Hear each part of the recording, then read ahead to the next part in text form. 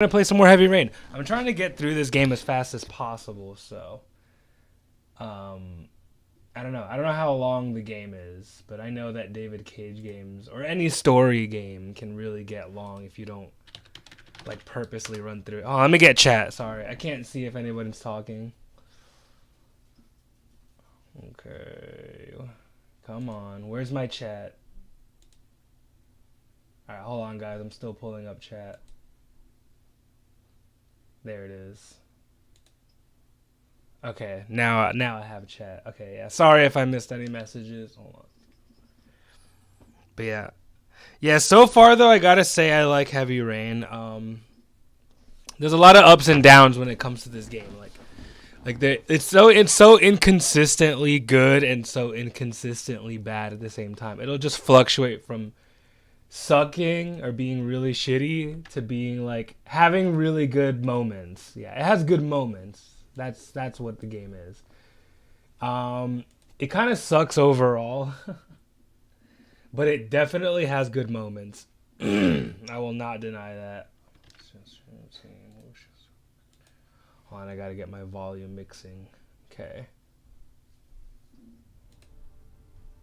Speaking of shitty moments, dude, this part over here sucks. I remember I rage quit here last time because I just didn't understand what the hell to do. Okay, let me focus. Let me go through every single one of my clues one by one. Okay.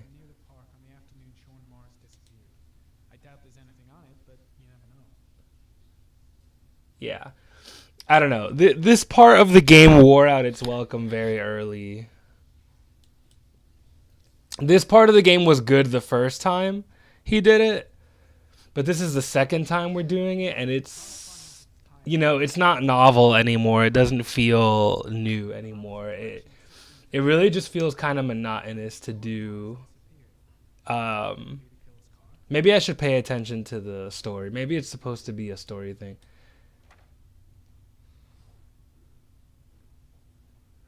The thing is, like, okay, having a good story is important and all. Don't get me wrong, but this is also a video game. You know what I mean? Um, I don't know. They just focus like the day like well this game, excuse me. Just focuses a little bit too hard on story for me. Um, and if I wanted just a story, I would watch a movie or I would read a book or something. You know. Um, at the end of the day, this is a video game. So moments like this really piss me off because they're really like story driven moments. Um, like these moments are like during this scene right here. Hold on. Yeah, like this moment right here is very story driven. Which I mean, like I said earlier, a story is good, but it in a video game it's just a higher standard. Like you have to incorporate the story with the gameplay. Yeah, and during this scene I just don't see a good mixture of the two.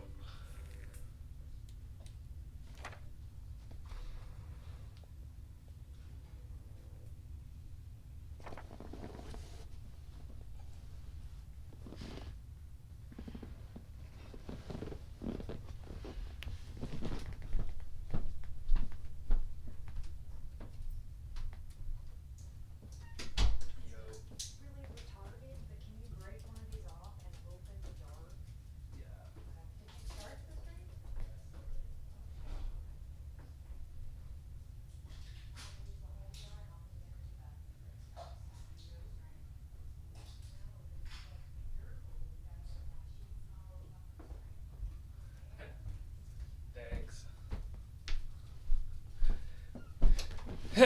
But yeah, I don't know. It's weird. I feel like Fahrenheit 9/11 or Indigo Prophecy.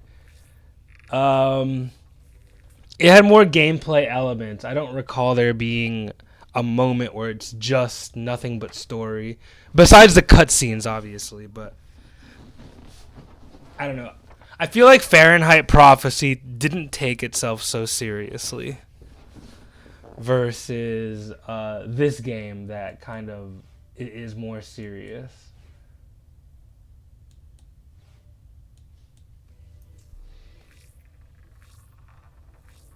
Gosh, this part is horrible. Hold on.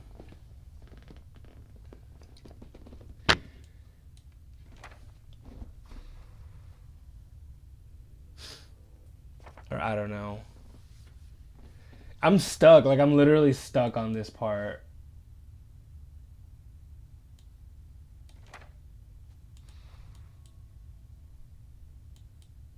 Yeah, I'm literally stuck. It's like the Back to the Future Telltale game. It reminds me of Back to the Future Telltale all over again. Hmm.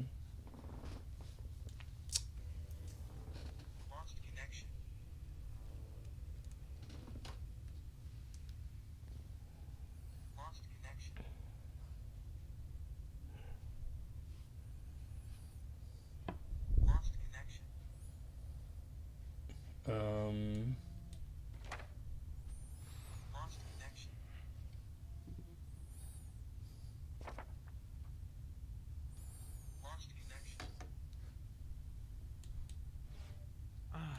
Pity we can't see the driver's face. But the thing is, like, out of all my complaints, I'm sure that as soon as I get past this part, I'm gonna be enjoying the game again. But Let's see. it's just such a big hiccup to get through this. Stealing it, but the charges were dropped. Not enough evidence.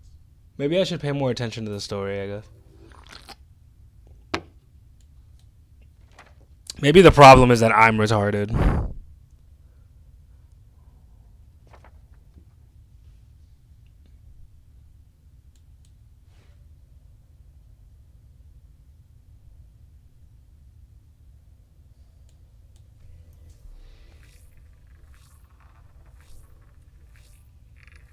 Jackson Neville, aka Mad Jack, involved in several cases of buying and selling stolen vehicles. yeah.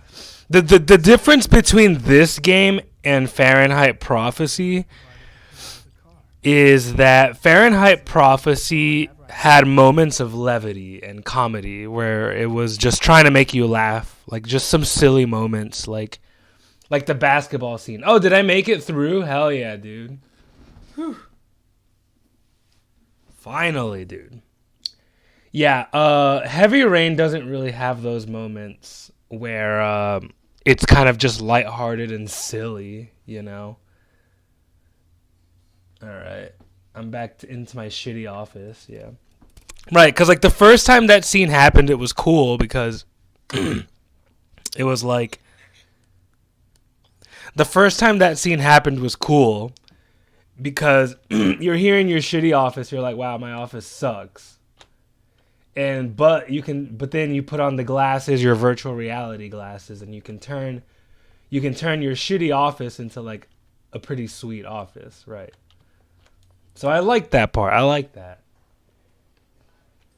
All right, let's get back to the story now. This is where the game shines, is where you can actually control the character. I do wish that I could run and jump, you know, and shoot and attack. You know, I wish I could grind, maybe get some experience points. But I guess this is not that kind of game, I guess.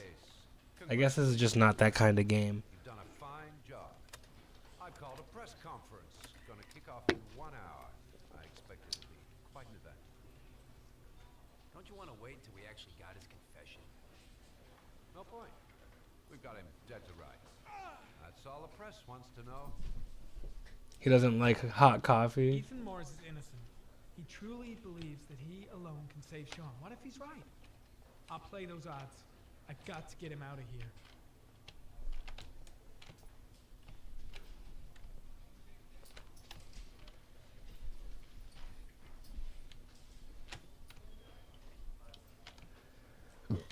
Yeah. Yeah, you can tell this is like an older game because it just throws you in and then you have to figure it out, you know?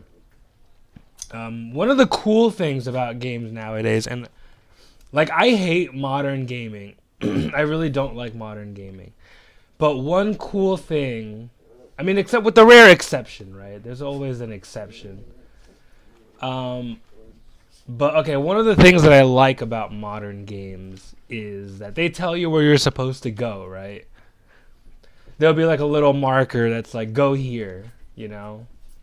I love that. Older games did not have that, you know? It's such a beautiful little piece of, quality of life.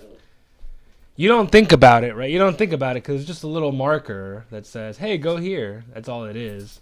You don't think much about it, but look at what happens when you don't have that marker. You know, you get into this situation right here where you're just kind of running around aimlessly, kind of trying to figure out what to do, which, is not always a bad thing either. I mean, this really forces immersion into the game.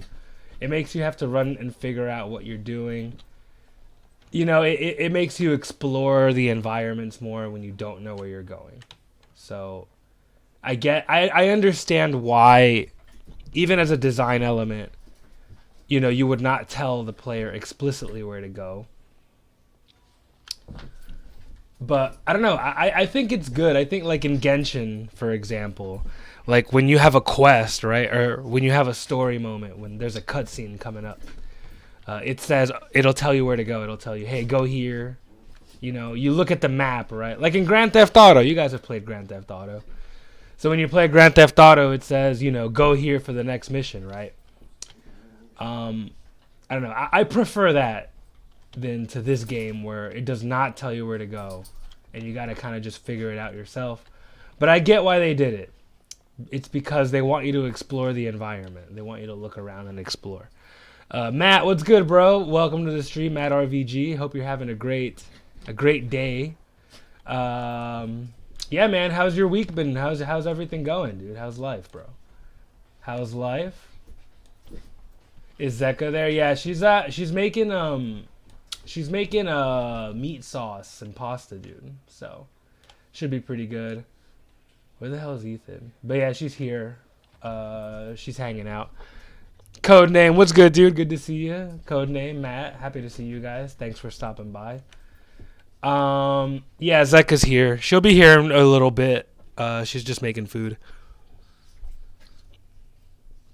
Alright, we got some videos to react to. Cool. Let's check it out. Alright, what we got going on over here?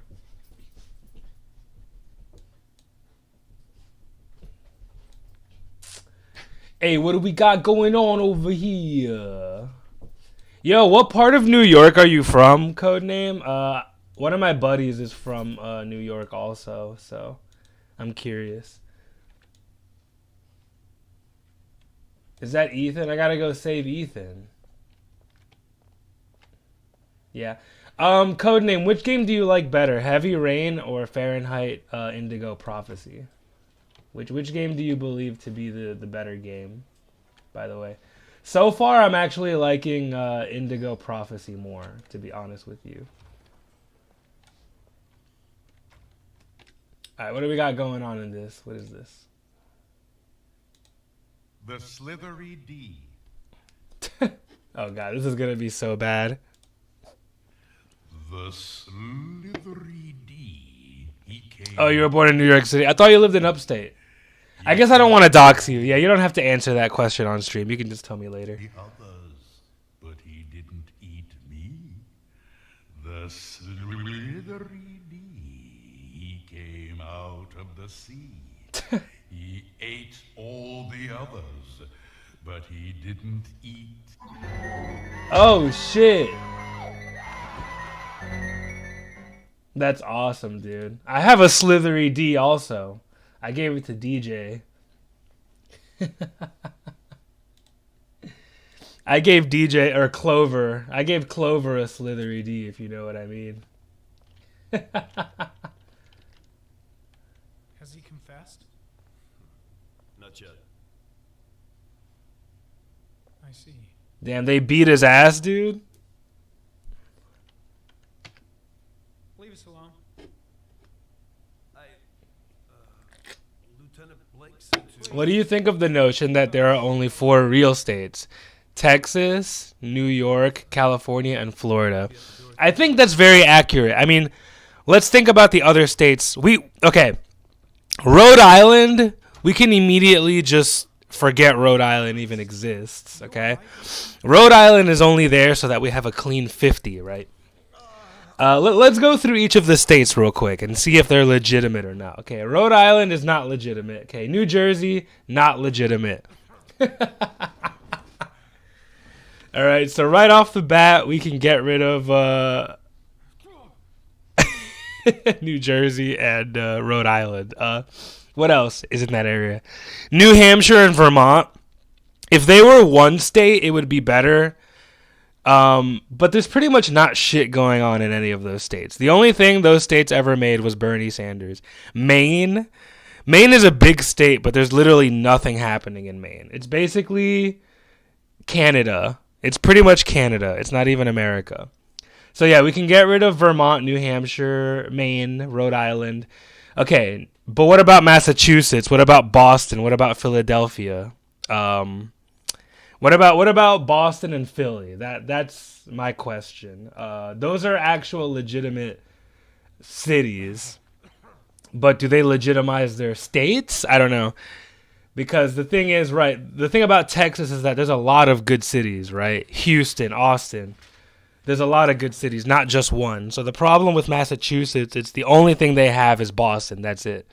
So yeah, okay, one of the criteria is that you got to have more than one city to be considered a real state.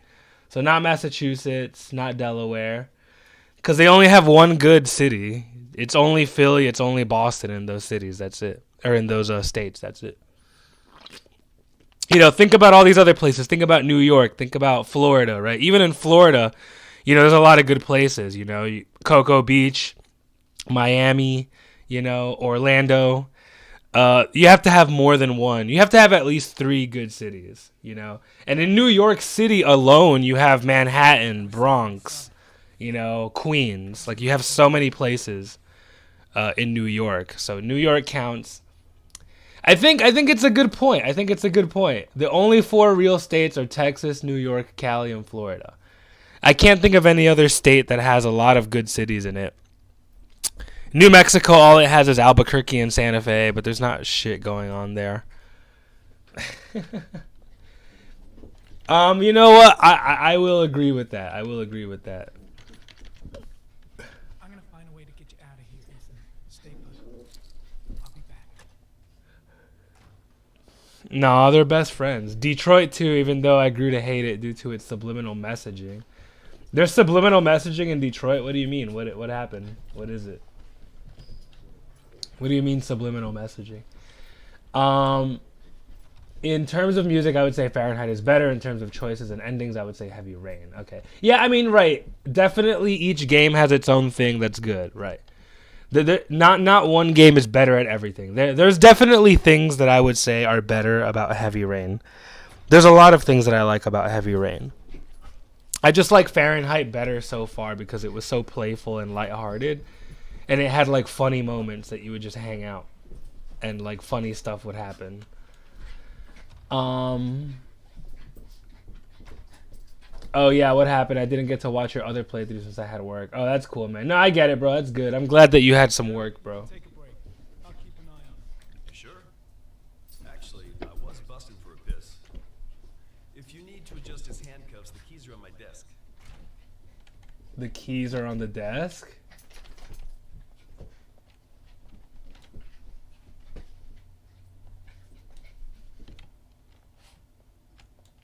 I have no idea what the fuck is going on in this game. What happened? I pretty much failed everything. We remember that scene where you're like running around or something? There was a scene where you're like, there was a chase scene, and I was just getting my ass kicked the whole time. It was hilarious. You might be able to get by them without being noticed. Oh shit, the handcuffs. I forgot about that. Okay, hold tight.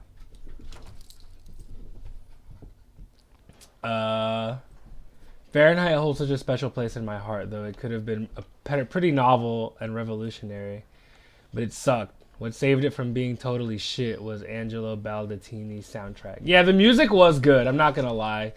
Like just I like the menu screen. Like just the menu screen music was great, and whenever you had to button mash and all that shit, like, yeah, the music was very good, very appropriate. When the intense scenes had intense music and good intense music, you know, and the chill scenes had chill music, it was really, really good. That's true. Detroit, dude, even though I hated subliminal messaging, I love Detroit's multiple choices. They had about 99 endings, much more than Heavy Rain 17. Yeah, it's a lot, dude. Get out of my way, you asshole. I never played Omicron or Beyond Two Souls. Yeah, I don't know if I want to support any of Ellen Page's, you know, tit chopping off shenanigans, bro. Honestly, dude, chopping off your own tits is like slapping God in the face, bro. It's so fucked up, dude. Like, come on. Like, tits tits are God's gift to mankind, and to chop them off is like, to chop off your tits is just like, it's like slapping the hand that feeds you, bro. I cannot get down with a woman chopping her tits off, or a man, for in that matter. Anybody chopping their tits off would piss me the fuck off. If you really want your tits to be smaller, just work out. Maybe lose some weight, you know? Maybe lose some weight instead of chopping your fucking tits off. Watching Unsalad Bar's video on Detroit shifted my views on the game. Interesting. Unsalad Bar. Who's that? Unsalad Bar Detroit. Yeah, I love video game reviews. I watch those all the time. Unsalad Bar. Yeah, I love like those critique videos that they make on games or game ratings and stuff like that. Uric Salad Bar. It's Uric. Okay. Let's check it out, dude.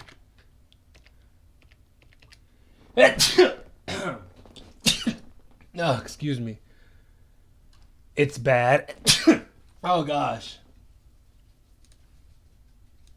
Alright, what do we got going on here?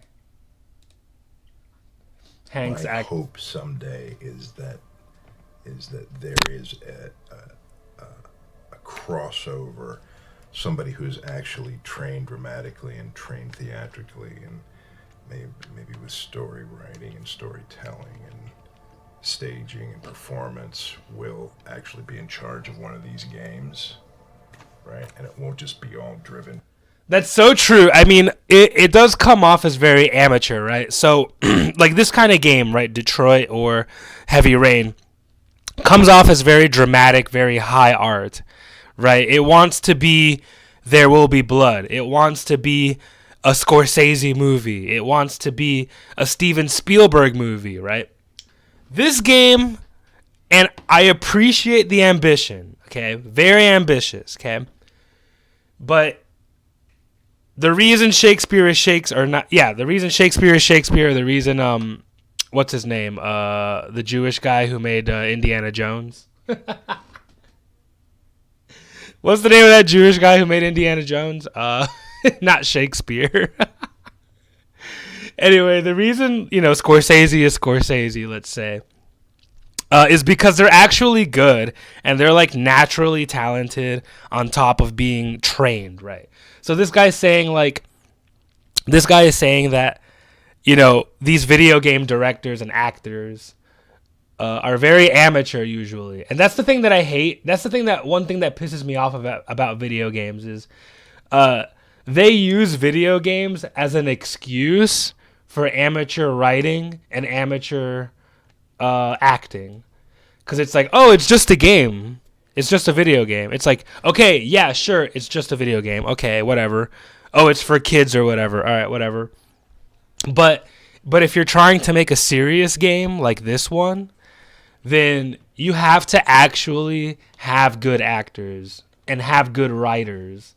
Like if it was a real movie, you know what I mean? Because otherwise it just screams amateur.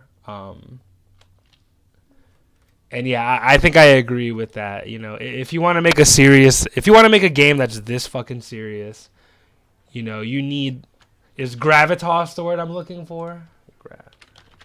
I don't even know what that means. Yeah, it's the dignity or seriousness or solemnity of the matter, right? So the gravitas of this game would require a serious actor that can capture the emotions and not break like the game. Like this game, they obviously went to Europe to get some cheaper actors. Obviously, it's very obvious, and the problem with that is that it breaks the immersion. This game wants me to feel bad that my son got kidnapped and that my first son died, but I can't do that when everybody sounds French and they're speaking English, you know? Because there's a bunch of, like, Rick Grimes from The Walking Dead. He's an English guy, but he does a good job playing an American person. You cannot tell, right? So, I don't know. That's the kind of shit that I mean. Like, yeah, if you want to sell it, like, it just breaks it. Like, okay, like, oh no, I feel bad about this character because his son just died. I feel bad for a split second, I feel bad. And then the next second, I hear some, like, really funny voices. I hear some really funny voice acting, and it just breaks my immersion. You know what I mean? So, yeah, I get what he's trying to say in that clip. Wait, what's going on in chat? 17 endings is still a lot of endings, yeah. A lot of games have 2 endings. Yeah, that's why I like Silent Hill. It has like 2 to 3 endings, 5 at most. Detroit Become Human is basically saying that humans are like the white oppressors and the androids are the racial minorities, and it's the fact that David Cage made a racial allegory to androids. Yeah, that's pretty annoying. I'm not gonna lie. I hate being preached to in games. Like I like having political themes, I guess, but they have to be very subtle and nuanced.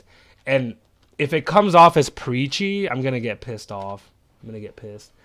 Androids shouldn't even be made. Yeah, I don't think they will. I mean, how long have we had these sci-fi movies about androids and shit? I don't think it's ever gonna happen in any real capacity. Or I don't think androids will ever be sentient. I don't think androids will ever have consciousnesses and shit like that, or be able to make decisions. I don't think technology will ever in a million years. And I work in tech. I work in a networking, engineering, right? I don't think that we're ever in a million years gonna have androids or robots that can think for themselves and make their own decisions, because we're currently working on binary, and every machine, even a video game, ultimately comes down to ones and zeros, which is translated to English as yes and no. So the only thing a robot can understand is yes and no. That's it. But with human decision making, there's a lot of gray areas. Yes and no does not really fly all the time. You pretty much have to have a nuanced opinion on everything. So I don't think machines will ever. I don't think androids will ever happen in any meaningful capacity.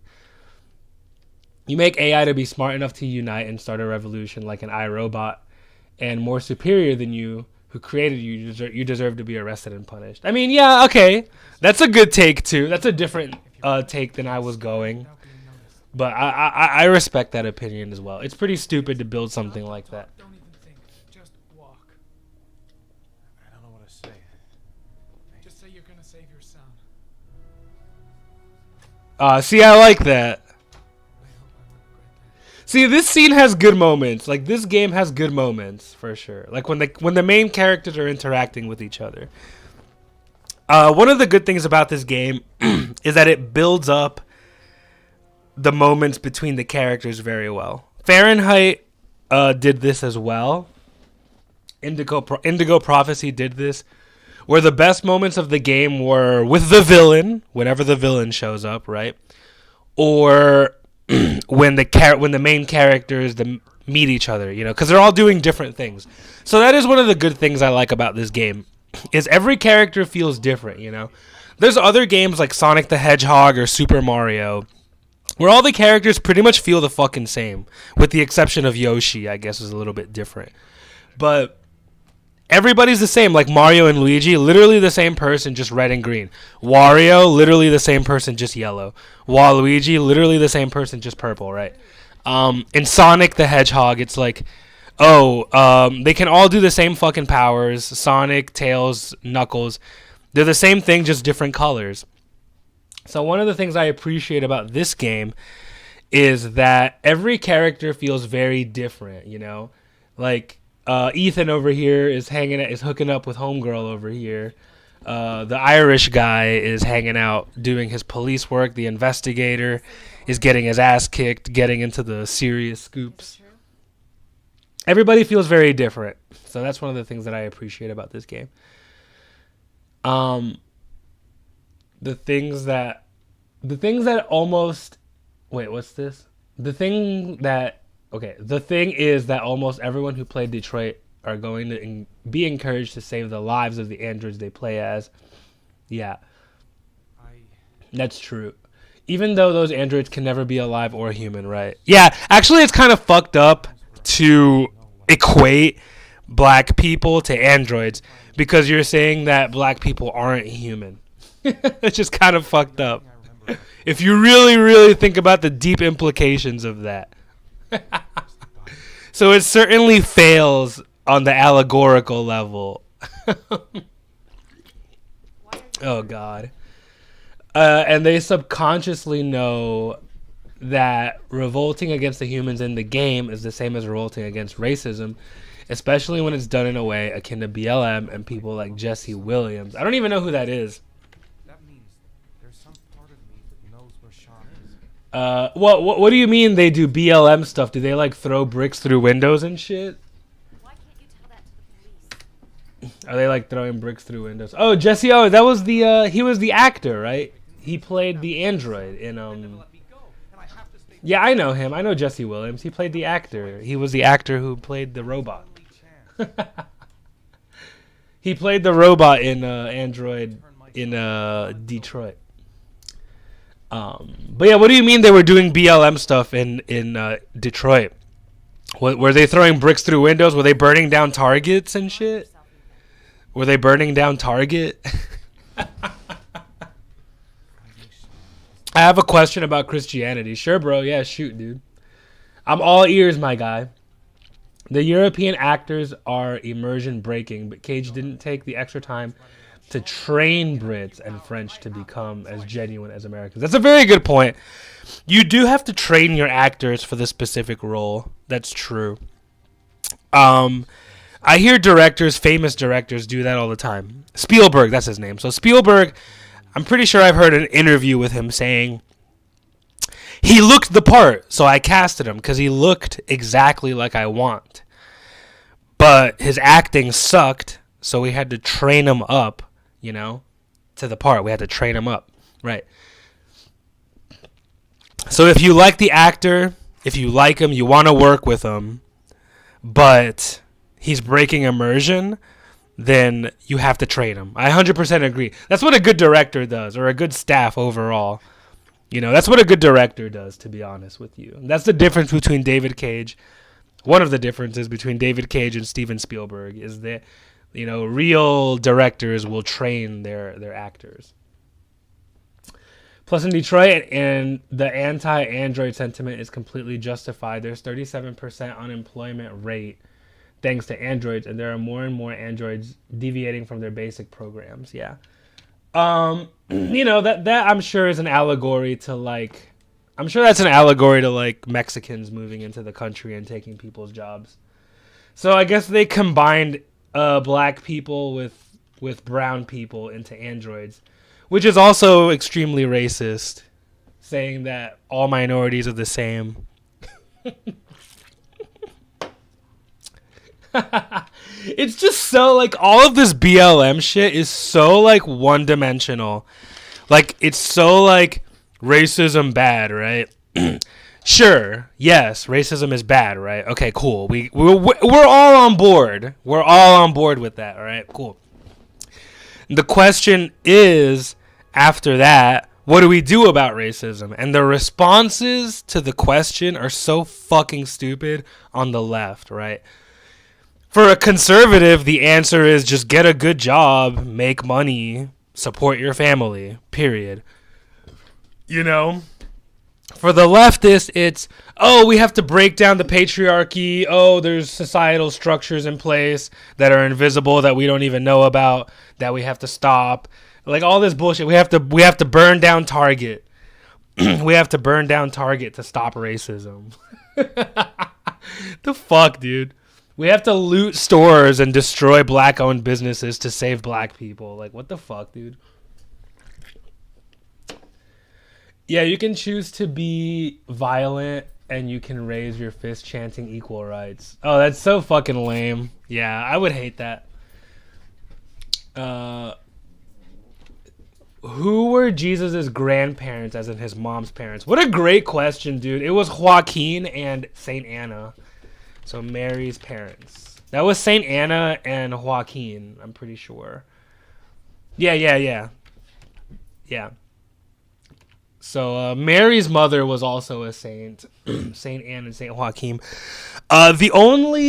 We don't have a lot of recorded history about them. What we have is from, what was it? The Evangelium of James. There's only one book that talks about them. The Gospel of James, the Proto-Evangelium of James, yeah. This is the only book that we have that existing. I mean, I'm sure we had other texts in the past that are missing now, especially since the Muslims burned down the library of Alexandria. When Alexandria Library was burned down, we lost a lot of our texts, but this one is still existing. The Proto-Evangelium of James goes into Anna and goes into Joaquin, right? And it goes into when Mary was a kid. So this book is about when Mary was born and her parents, you know, and what happened. Yeah, I mean, yeah, it's not super long, to be honest. It just pretty much kind of goes into Jesus's. It doesn't really go into Jesus's birth. It goes into Mary's birth, and it goes into Saint Joseph, Mary's husband. It goes into Mary's parents and all that kind of stuff. So this is a good one. If you're interested in who Mary's parents were, I would recommend the Proto-Evangelium of James. But yeah, Joaquin and Anna were Jesus Christ's grandparents, biologically, you know, his human grandparents. Even though Jesus, right, as the Son of God, as God the Son, as the second person of the Trinity, Jesus Christ as God himself, you know, has no creator, right? Because Jesus has existed since the beginning of time as the Son of God, right? But regardless, he had human grandparents, and they were Anna and Joaquin, right? In the records, 12 tribes, Israel was Joaquin, a man rich exceedingly. So Mary had a rich dad, basically. There shall be my superabundance to all the people, and there shall be offering of my forgiveness for the Lord, for the great day of the Lord, and the son of Israel. Yeah, so yeah, Joaquin and Anna were Mary's parents. So those were Jesus' grandparents, pretty much. Great question, though. Great question. I mean, I find the humanity of Jesus to be very interesting, you know? Like, Jesus was fully God and fully human at the same time. You know, how do you do that? How do you break past 100%, right? If you say you're 100% human, that's the end. But how can you be 100% human and 100% God? I don't know. Like, metaphysically, it's very curious metaphysically to think about that kind of stuff. Like, how contradictory things can exist at the same time. It's very interesting to me. I mean, it happens among humans as well, to be honest with you, where two contradictory things will be true at the same time.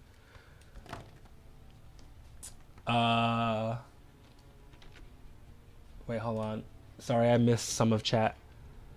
You can choose to be violent. You can choose to raise your fist, saying equal rights. You can choose to burn a pyre in front of the Android store as a protest. And there's literally a fat black woman they use as a direct reference to Harriet Tubman. The character Rose takes androids and smuggles them through Canada so they won't be oppressed. I I thought androids had like super strength. Like, why are they so oppressed or whatever? Don't they have like super bionic arms and shit? And when you give androids equal rights, what happens then? It blurs the line between your neighbor. It then leads to androids automatically being superior, and then they'll use that to end us. You see what I mean? I'm never gonna feel threatened by an android because I'll literally just throw water on it and it'll die, or turn off the internet. You turn off the Wi-Fi and the android doesn't work anymore. You literally just turn off the Wi-Fi. I'm not afraid of androids, even in the future, even conceptually, even as an allegory, because I think it's an absurd concept, and I think that it lacks foundational knowledge of technology as a whole. I think there's a lot of people that think it's a cool idea, but they don't know anything about technology, and they'll say shit like, "Oh, androids are gonna take over the world." I don't think that'll ever happen. Is the thing. Nice, thank you. Okay. Yeah. They'll use it to end us. Yeah, I don't think it'll ever happen. To be honest with you. Yeah, no, there's foundational knowledge missing there. Hold on, Suzanne made some meatballs. Made some freaking pasta. Yum. Okay, sorry about that, guys. I do hate to eat on stream, but okay, so we gotta burn random ass Chinese restaurants to end racism against blacks. Yeah, we have to rob Asian people and beat them up on the street. That's gonna stop racism. And you can choose to do a peaceful demonstration or start an armed revolution to liberate captured androids. In these disassembly camps, already cages making androids being destroyed look like the Holocaust. Yeah. Yeah, having sympathy for something like an android is stupid. I would be more afraid of cyborgs, to be honest with you. Like, humans with robot parts. That would scare me. Because if you have, like, a human brain, that's when you can choose to think you're superior. Like, I don't think androids can even develop the idea of superiority. I don't think an android will ever be able to think, I'm better than this. Because they're literally just made out of material and they have no soul. If you could give them a soul, maybe. But without a soul, I don't think an android will ever be able to think consciously about, oh, I'm better than you. You know? Even if an android is faster than you, let's say they give them like super speed on an android. Even if an android beats you in a race, I don't think it'll ever feel the superiority complex.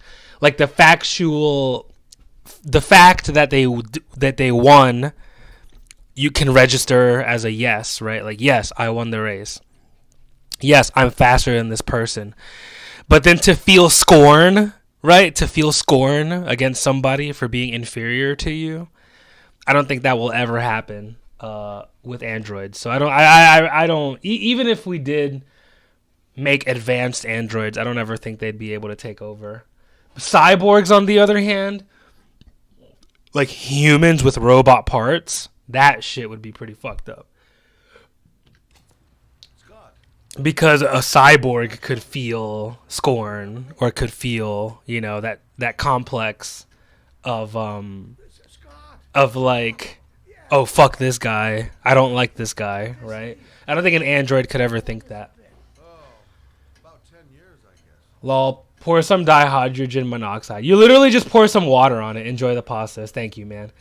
In the real world, if artificial intelligence ever became sentient and revolted, humans would absolutely destroy them. Yeah, we would, right? Because we invented them. So we could literally just nuke them. We could literally just bomb them. We could literally just shoot them. We could literally dump a bucket of water on them. We could literally turn off the Wi-Fi. I made pasta and meatballs back in summer. Very good. Even my mother loved it. Nice, dude. Yeah, I've been eating a good bit of pasta and meatballs lately, to be honest. I think DJ told me this, but, you know, because DJ's half Italian. He said, this is how you find a good Italian restaurant. You just ask them for their meatballs. If they can make good meatballs, then that's a good Italian restaurant. That's what he told me. He was like, if you want good Italian, try their meatballs. All right, and if they have good meatballs, then everything else on the menu is gonna be good. That's what DJ told me. So that's what I've been doing, and that has not led me astray. So that has been a very good rule of thumb for me. He's not available right now. Could you call back later this afternoon? But yeah, I don't know. I like this game. I like this investigator guy. He's actually really funny. My favorite scene in the game so far has been the party scene, where you're just at a party, and there's a bunch of movement going on. I mean, the movement period in this game is good. Like, so I'm playing as the detective right now, right? But the girl is still moving and doing stuff. You know, there's a lot of movement in every scene. You know, like if I step over here, like what's this guy doing? He's looking at something in his hand. Oh, he's drinking. To old friends.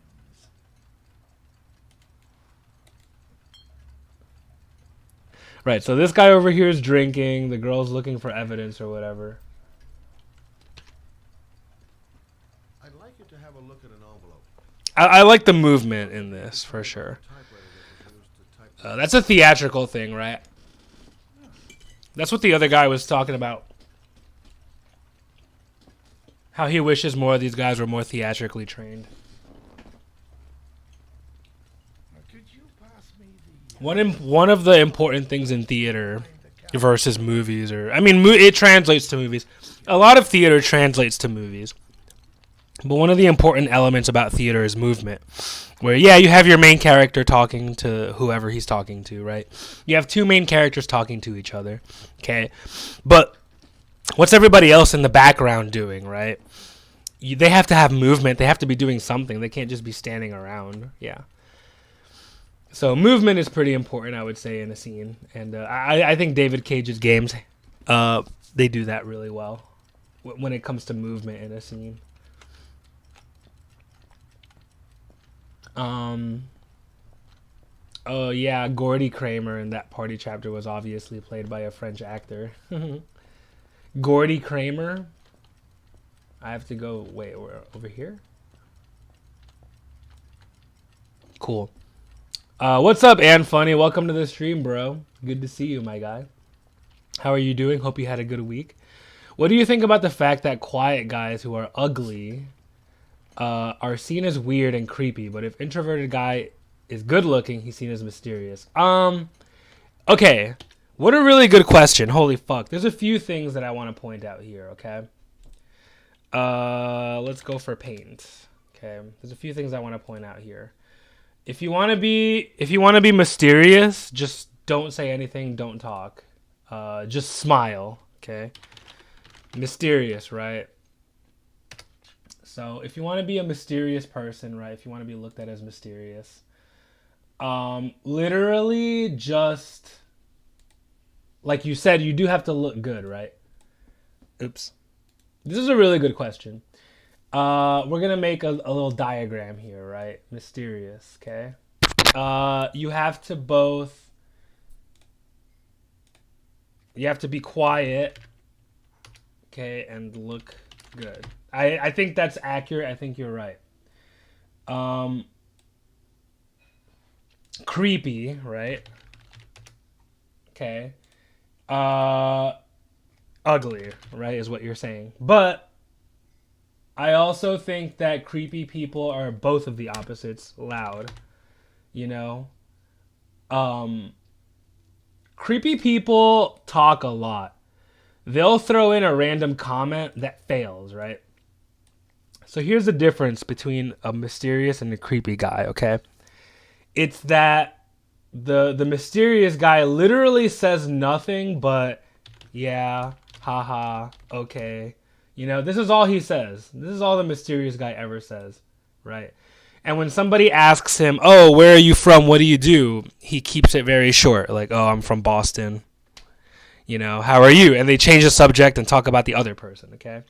A creepy guy, when you ask him, oh, you know, who are you? Where are you from? How are you feeling? They're like, Oh, I fucking you know, I was collecting my Barbie dolls. Collecting Barbie dolls, right?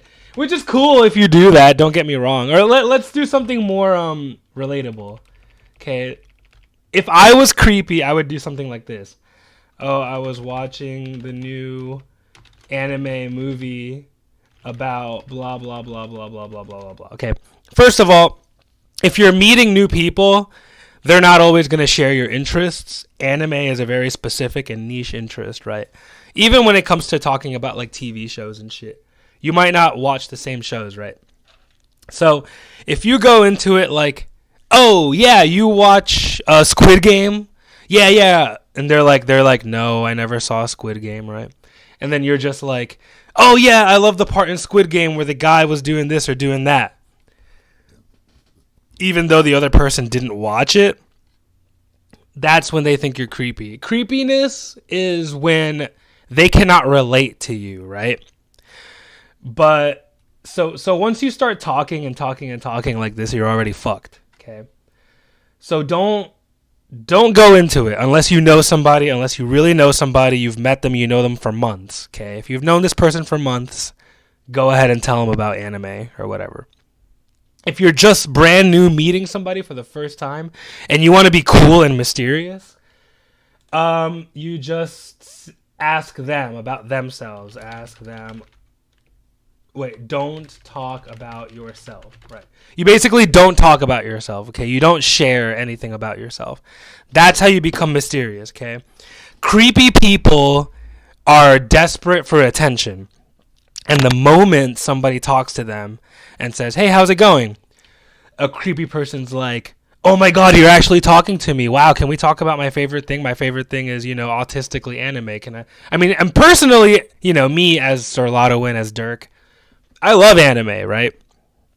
But, you know, I'm not a bad looking guy. But even I will come off as creepy if I start imposing myself upon other people, right? That's a difference, right? A creepy person is imposing. A creepy person is imposing, okay? And a mysterious person does not give a fuck. Doesn't give a fuck. A mysterious person doesn't care if you leave, right? A mysterious person is like, "Oh, hey, you know, how you doing? Good to see you. You know, I like anime," a mysterious person says. And if the other person's like, "Oh, I don't like anime," a mysterious guy would be like, "Oh, well, fuck you. I don't really give a shit then." And a creepy guy would be like, you know, "Oh, well, why not? Why don't you like anime?" "Oh, but anime's so good." You know, they kind of have they have to justify their own the things that they like. So don't ever feel like you have to justify what you like. If you like something, you like it. You don't need a reason to like it. Oh damn! I think they peed on the floor. Where? I don't know. Is that pee? I don't think so, but they should get out of here. Get out. Did you eat yet or no? I had some. I tried it. It's good. Okay. It's just hard to eat while I talk. I know. Anytime you have to justify anything, you minimize your existence. Yeah. Yeah, true. Yeah, you don't have to justify anything about yourself, for sure. I mean, depending on who you're with, right? If it's somebody you really care about that you've known forever, okay, and you care about this person, sure. You can justify your intentions or whatever. But if you're just brand new meeting people, you don't have to be like so servile. You don't have to be so obsequious.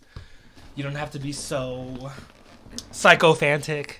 You don't have to be any of these things. You can just enjoy what you enjoy, and if someone doesn't like it, then just, you know, "Oh, that's okay. That's cool. You don't like that. That's cool." You know? So, yeah. The thing about creepy people is that they're needy. They're very needy. That's the difference, I would say. Gordy Kramer in that party chapter was obviously played by a French actor that made his own origami killer speech to be very anticlimactic. Yeah. Hold on. Where's the game? There it is. Okay.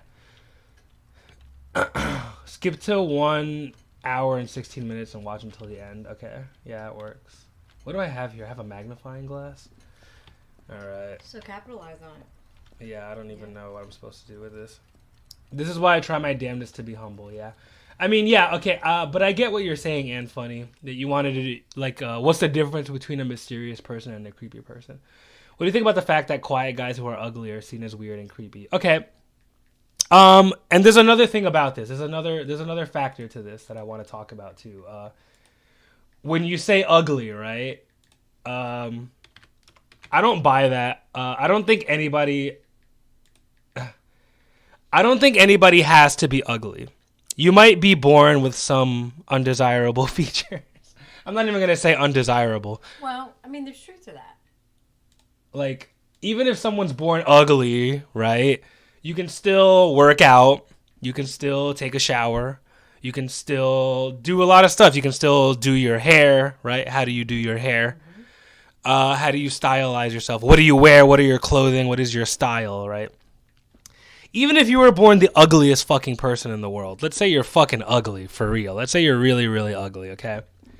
If you have a six-pack, I don't think anyone's going to be complaining. Right.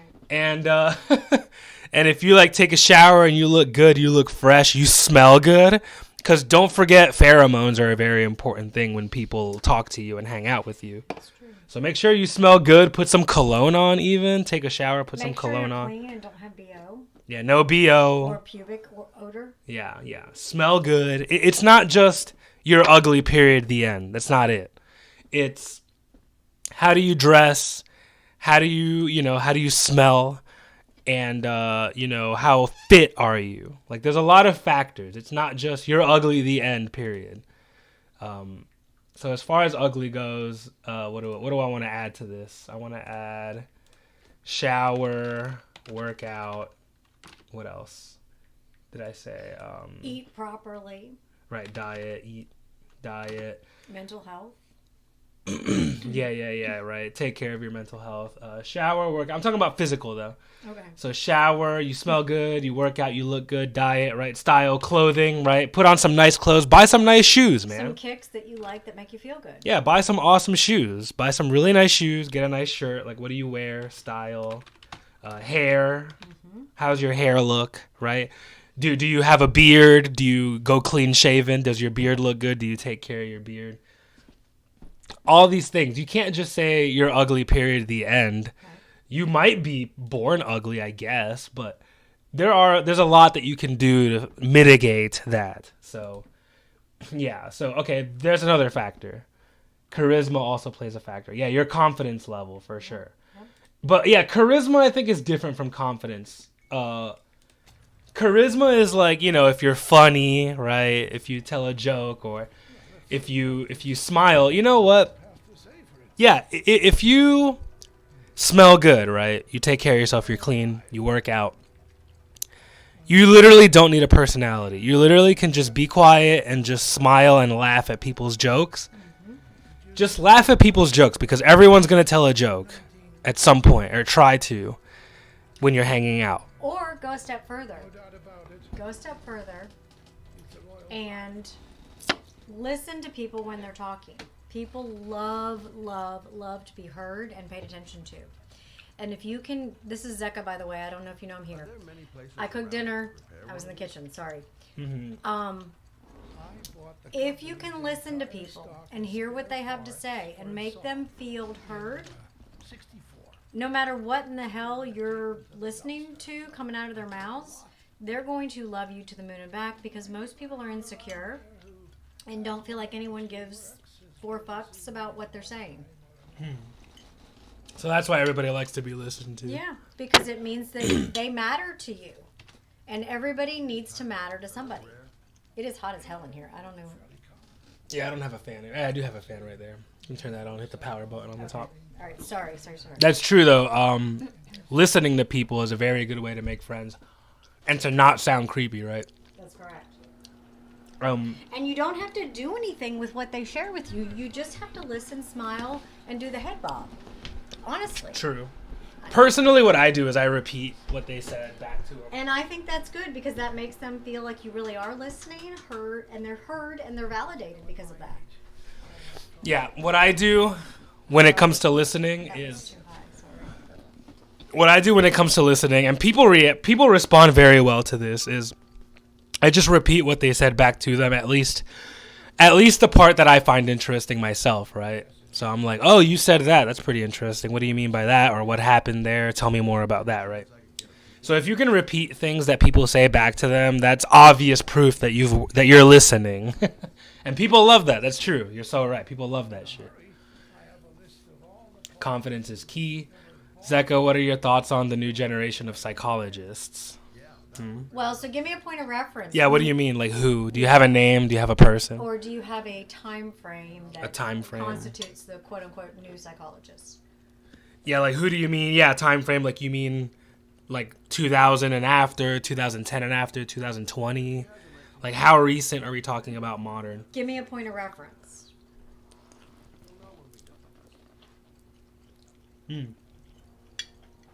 It is good, thank you. You're welcome. Do you need more? Do you need it warmed up? Okay. I'm good. There's a crap ton left. I'll put it away. But it's too hot right now. Gen Z individuals. You mean Gen Z psychologists? Or just Gen Zs in... Or do you mean psychologists that talk to Gen Z? Do you mean Gen Z patients or Gen Z psychologists? And I have to add a caveat. If we're talking Gen Z patients, give me a time frame because all of that keeps changing. It's a moving target. Mm-hmm. Give me an age range or a date of birth when these people would have been born from when to when.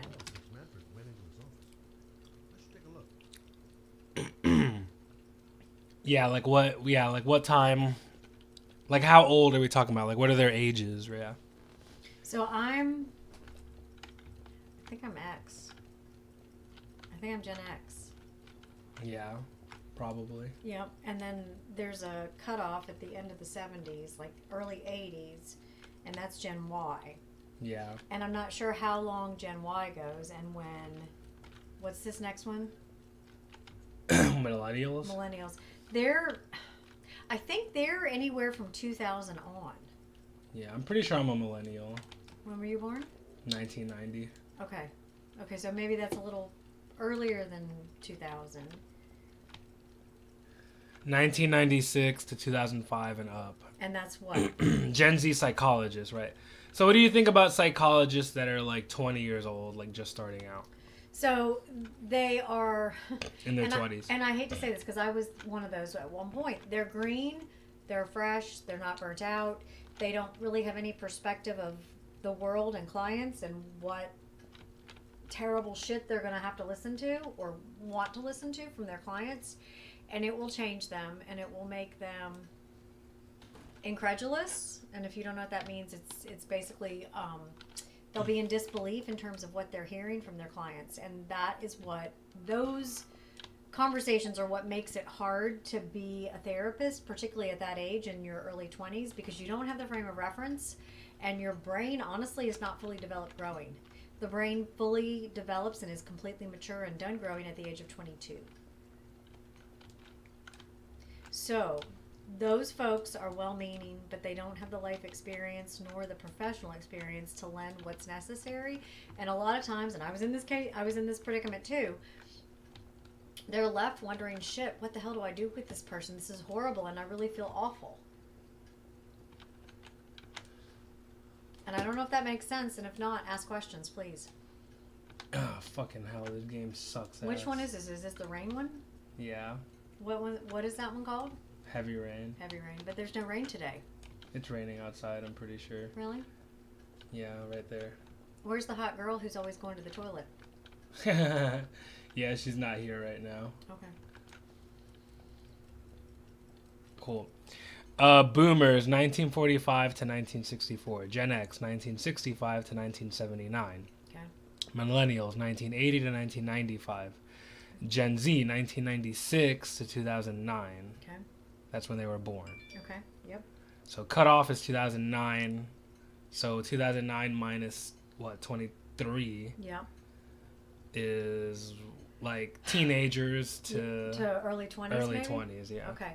So those folks are at a disadvantage because mom and dad honestly don't know what the fuck to do with them. Life experience. And those homes in which they're growing up right now are pretty much blended families where mom and dad got divorced, mom's remarried, dad's remarried, and the kids are left somewhere in between not knowing what the fuck to do, and there's no parent to tell them what to do. because mom and dad are both trying to have their own marriage or relationship, while at the same time trying, and that trying is in quotes, because it's impossible to do all things for all people, to raise the kids in a respectable home. Cool. Finally figured out what the fuck is. What the hell? Somebody fell out. Somebody just killed this dude while I was hanging out in the store. So is he dead or did he just fall out? Maybe he just fell. Shoot. Maybe he's really that. What happened? Oh my god. Did he just trip? I don't know. It kind of looks like it. I guess he just fell and died.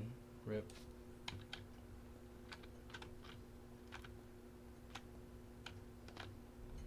Jeez. Oh my god. What are you doing? I'm calling the police. The killer has already called the police. I think he wants us to be his scapegoats. We gotta get the hell out of here. What do you mean? We have nothing to do with his death. We were just here when it happened. Look, we're running out of time to find Sean Mars. The last thing we need is 24 hours in a police station explaining this whole thing. Well, so what do you do? I don't have faith in Generation Z psychologists because many of them seem like blue-haired feminist stereotypes. Yeah. All right, so That are very mentally unstable. I tend to be in agreement with you. So if that's the case, from your perspective, how old are you? Can I ask that? He's in high school, I'm pretty sure. Okay, so you're somewhere between, I don't know, 14 and 18. 14 and 18, maybe a little bit older. Is that correct?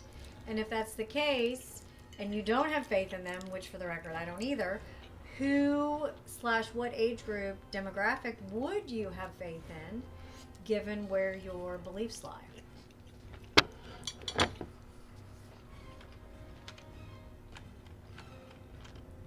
Personally, when I look for my own psychologist, I pick the oldest fucking man I could find. And why's that? Because old people have more experience. Well, they do, and they have a better understanding of life. There is truth to that. There is merit to that.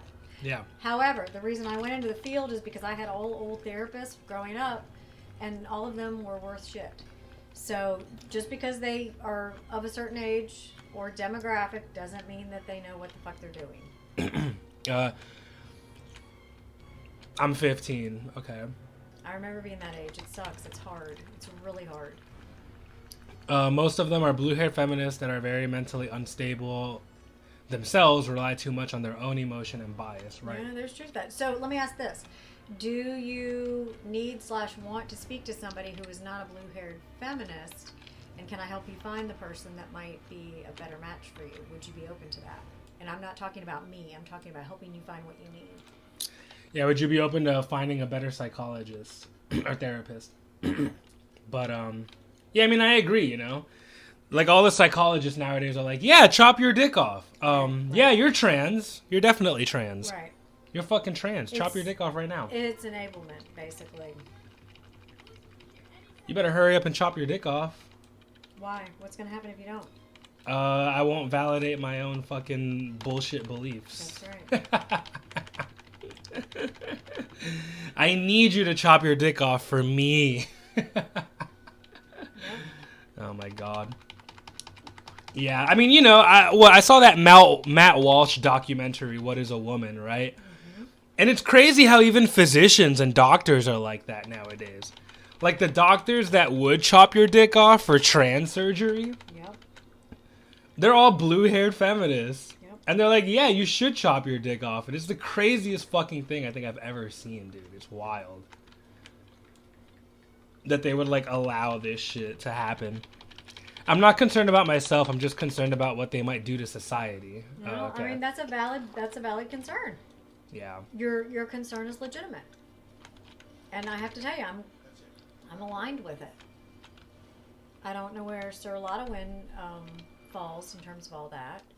What? In terms of what? Being in agreement. Who is this? Matt. Matt, being in agreement with what Matt's thoughts are. I mean, yeah, if you watch the Matt Walsh documentary where he interviews these, like, doctors, like physicians, even the physicians are like that, are just based off emotion. Oh, how does it make you feel to chop your dick off? How does that make you feel? Versus, oh, there are serious repercussions to chopping your dick off. You'll never get it back, number one. Number two, here's the statistics of how many people regret it. Number three, you might get an infection. Here are the odds and risks of that, you know? Instead of talking about, like, the medicinal risks, they just want to talk about feelings. Oh, it makes you feel better, right? Cool. Okay, so doing heroin makes you feel better. We're just going to give you some heroin. Yeah, and that's fucking terrible. That's not cool. Like, it's not about feelings sometimes. It's about fucking science. Well, that and discipline. I mean, mom and dad are there to help guide you down the correct path in accordance with their beliefs because they brought you into this world and they can easily take you out. The difficulty is most parents today don't know how to parent. And so it's easier to give your kid keys to a fucking car Yeah. and let them go so you don't have to do anything and you can go live your life and do whatever it is you do. Wow. Yeah. I'm sorry, it's true. It is true. You're right. It was true for my generation. All my friends got cars. I didn't. My mother told me I would never have one. And I had to earn it. And I did have to earn it. That's true. My parents were that way where they had me very young, so they just kind of wanted to get rid of me so they could party. Mm-hmm. The good thing about me is that, like, I've already done all the partying and it's all out of my system. And I'm, like, ready to be a parent. Mm-hmm. Do they know? Mm-mm. You know, it's all about priorities and figuring out where you are in that continuum called life. And honestly, you think it's bullshit at the point that you're still living with mom and dad, but they do know best at that point until you've had enough life experience and your brain's fully developed at age 22 to make your own decisions that are smart and safe for you. And even then, you're still going to make stupid mistakes because it's how we learn. Yeah. I think the solution for most cases of Gen Z teenage depression would be solved just by banning internet access, go outside on walks, eat healthy, read books, and of some actual caliber. Well, I mean, there's truth to that. How old is this person? What's their name? That's codename ULP. He's in college. So, I mean, I think that there's a lot of merit to what you're saying. When I was growing up, my mom would lock me and my best friend out of the house. Her mom would do the same. We had to play outside. Yeah, go outside and play, right? We had an Atari. I mean, that's dating myself, but that was the only access to video game anything we had. And we couldn't play with that unless we'd spend at least 2 hours outside in the sunshine every day. And Yeah. they literally fucking locked us out. We could not come back inside until we had spent 2 hours outside. Yeah. I mean, Bill Gates and Steve Jobs both limit the screen time to only an hour a day. So I mean, they'll let, that's- yeah. That's telling because they're the gurus behind how we got what we got with computers. They know technology more than anybody. Which shows that they know it really fucks us up. It does mess up your brain. Right, it'll make you depressed if you're on Twitter all day looking up, oh, racism is bad. It's going to make you fucking depressed. And then what happens with your... That's all people fucking talk about on the internet. Well, it's true. And then what happens with your social interaction? If you are not spending quality time, I'm going to reference the 5 love languages because that's a big proponent and why most people have relationship troubles. Yeah. You know, if you're spending an inordinate amount of time on your screen, how in the hell are you forming meaningful relationships with people? You're having a relationship with your computer screen. Yeah, right. You're having a relationship. Maybe if you're chatting with somebody else on Facebook, still, there's a screen in between you guys. Correct. You don't get to hear the timbre in their voice. That's correct. You don't get to hear the sincerity. If they're being sarcastic, that's lost on you. It absolutely is. And what tends to happen over time, and I've done this with online dating years ago, you concoct this thing in your head about what your relationship is with this person, and it's non-existent. So when you meet the person, it's like, who the fuck is this? Right. This is not who I talked to. Mm-hmm. But what it really is you've made up who this person is because you had no point of reference. Yeah. Yeah, I agree. I don't think the internet works as social interaction. I think you should definitely unplug, definitely go out and do stuff in real life with real people. Definitely do sports. Yeah.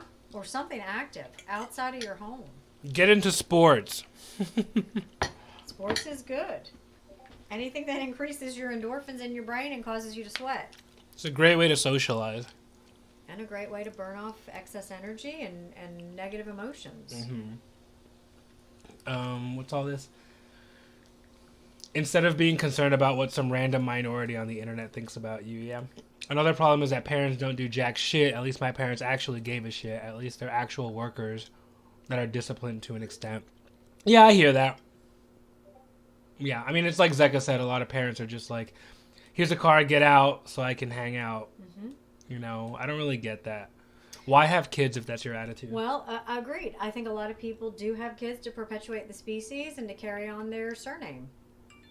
Yeah, but I think that's fun. I guess it's just weird that some people resent that. That's why I'm considering becoming a psychologist myself in the future to combat other potentially harmful psychologists my age. I mean, yeah, for sure. I mean, there's a lot of them, dude. Just watch that Matt Walsh documentary. It's crazy how even the physicians are into this fucking blue-haired, opinionated, emotion bias bullshit.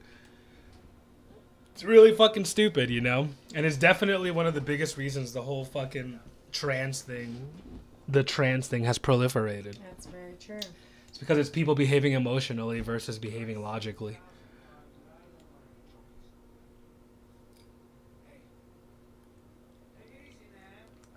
Another problem is trusting these witch doctors. What witch doctors? Give me to put Ritalin into your child's bloodstream to cure their ADHD, which only became an issue in the 60s. So can I shed some light on that? Because it's a fairly new development. Sure. Most people who are diagnosed with ADHD in childhood actually don't have ADHD. Our friend, for example, he does not have ADHD. He has bipolar disorder. Okay. The symptomatology of bipolar disorder, where you have the discrepancy between the mania, the wild mania where you do crazy ass shit like have sex with random people, spend lots of money, go overboard, versus the other end of the spectrum where you're depressed as hell and can't get out of bed and don't shower and don't wear deodorant and stink to high hell. That is not ADHD. And the impulsivity that comes in between, nope, is bipolar disorder. And they found that out within the last 20 years. But what they've been doing to preserve children's dignity and the labels that are slapped upon them is give them the diagnosis of ADHD starting in the early 90s. Most of those people, including my sister, who was diagnosed with bipolar disorder in 2015 and ADHD when she was 7 years old, really don't have ADHD. And my sister's living proof. She doesn't have ADHD. She's fucking bipolar. Case in point, our friend, Sir Lotta probably is not ADHD. He's bipolar. And he's not being treated appropriately, and which is why he continues to have problems. So that's another thing that they've come into awareness of over the last 20 to 30 years. So many of the folks you all know who quote unquote have ADHD probably don't. They're bipolar. And there's nothing wrong with that. It's no stigma. There is brain chemistry that's involved. And if they're on the right meds, they can even out. But the misdiagnosis for sake of preserving quote unquote children's labeling really wound up doing those kids in adulthood a disservice. Right.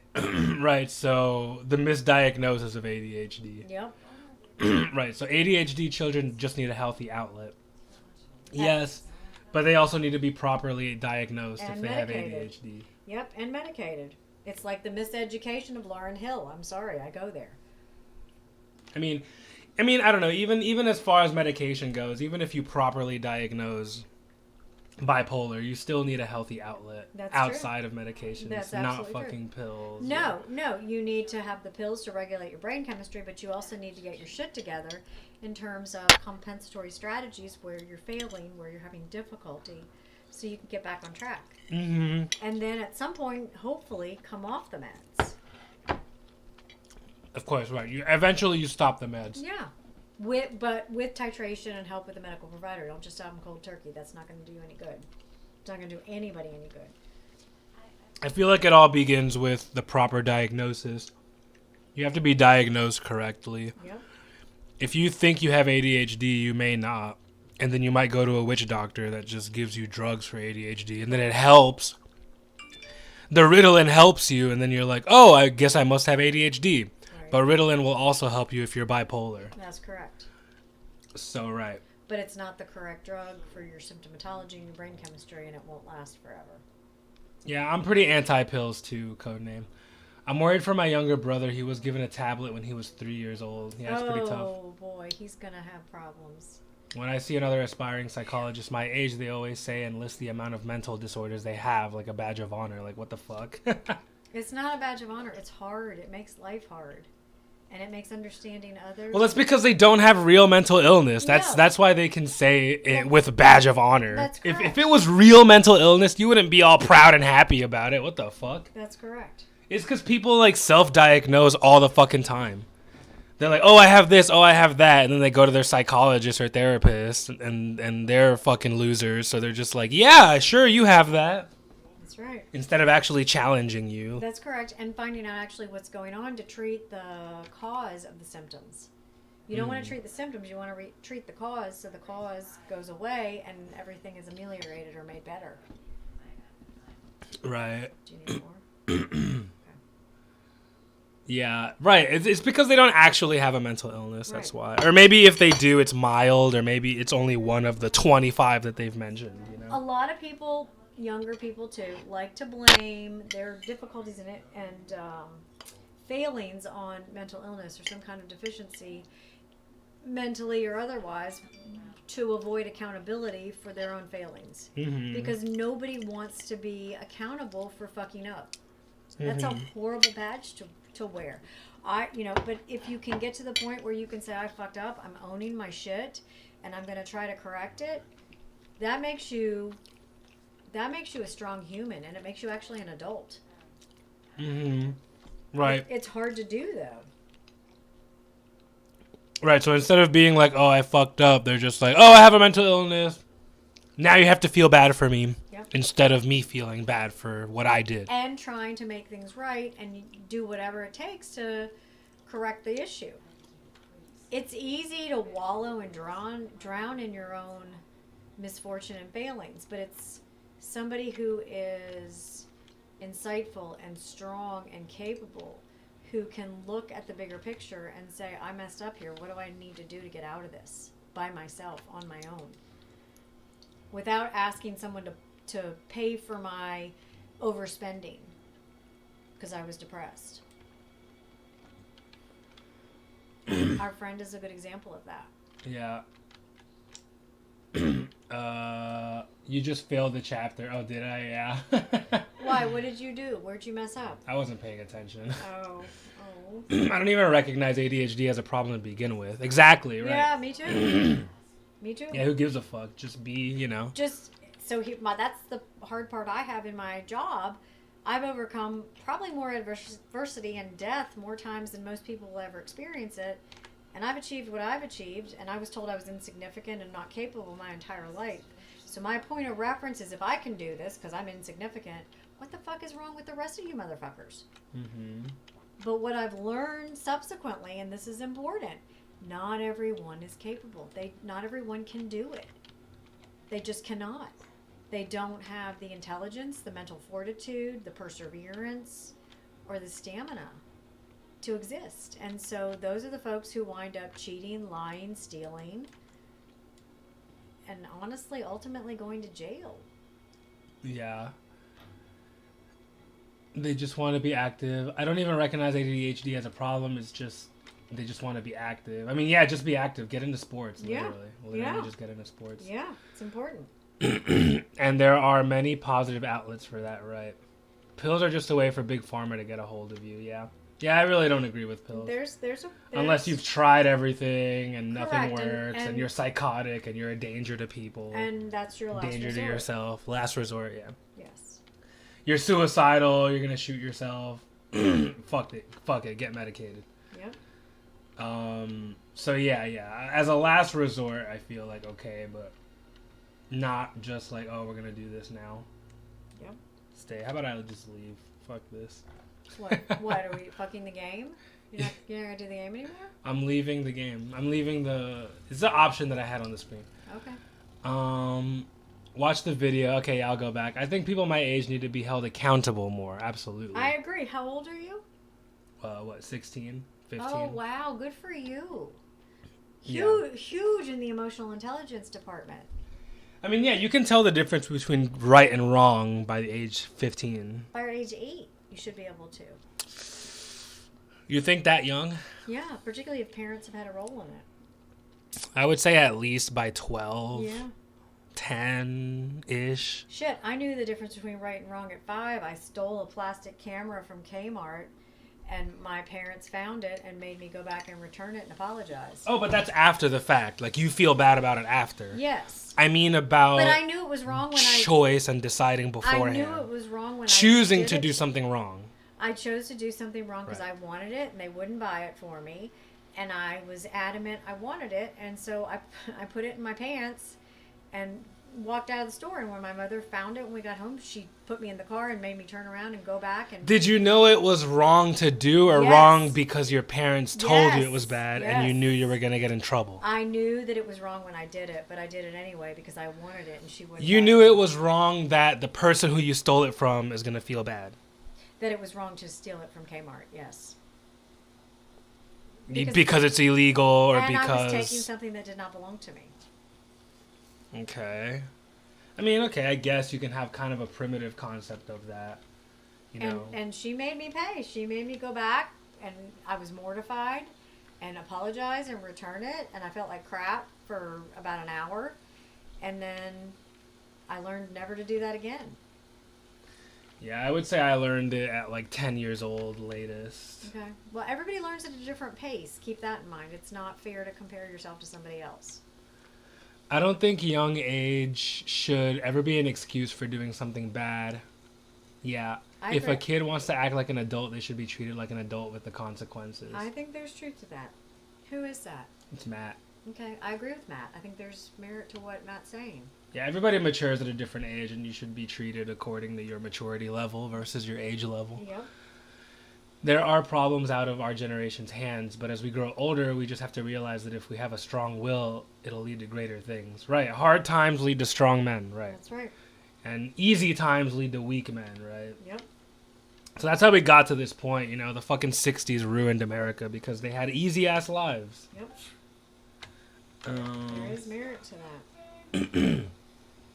Yeah, that's why boomers had it really fucking easy. So what they do, destroy Christianity.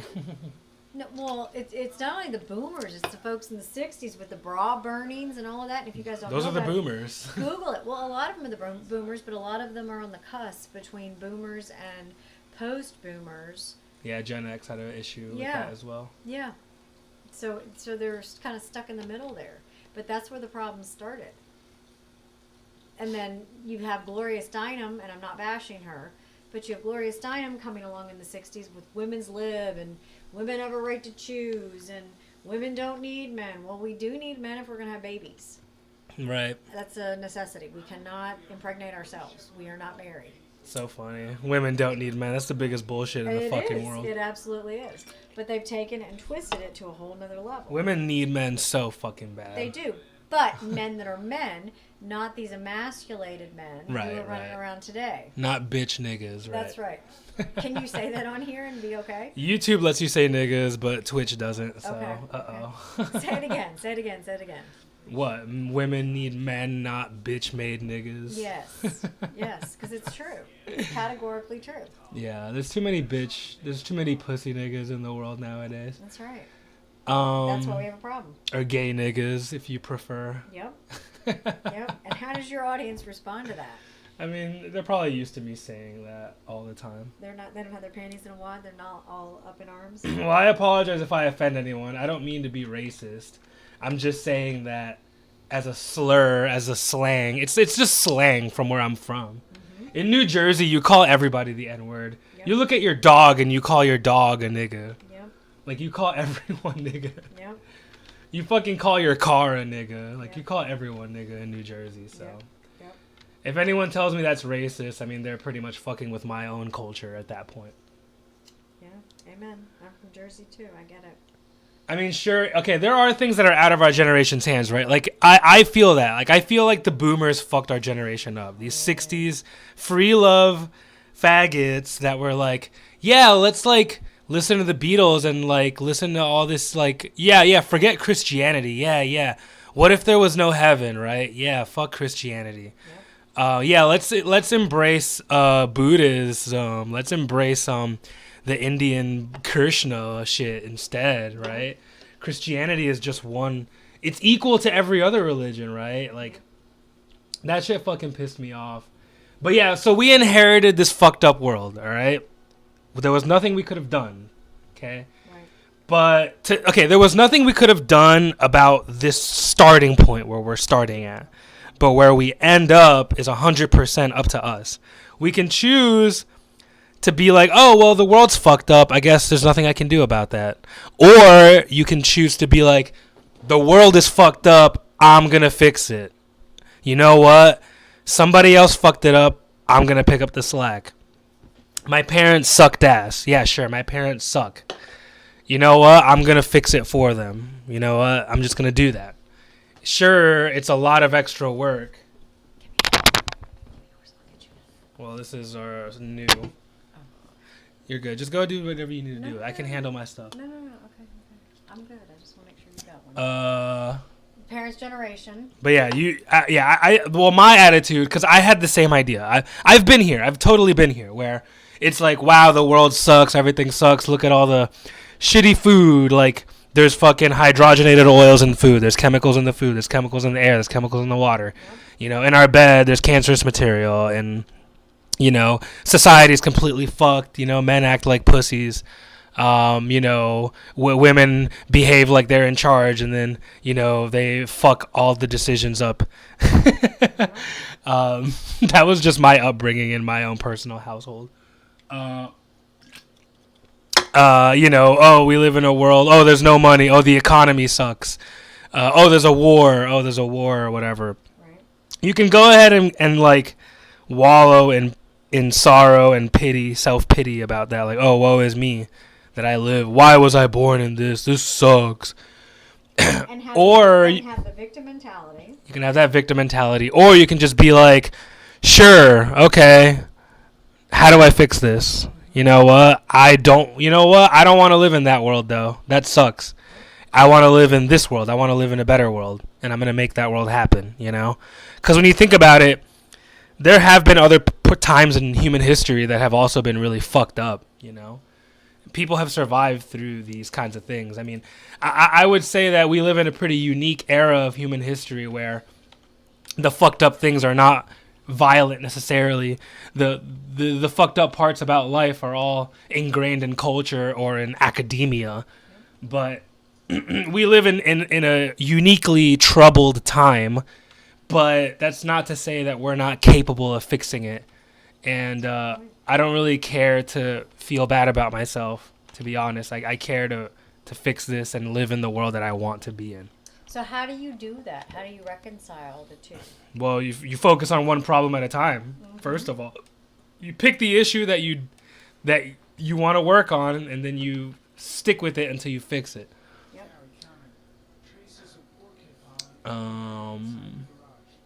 Like for me personally, like I started with like the whole politics thing, right? The false flag, 9/11, all that kind of shit.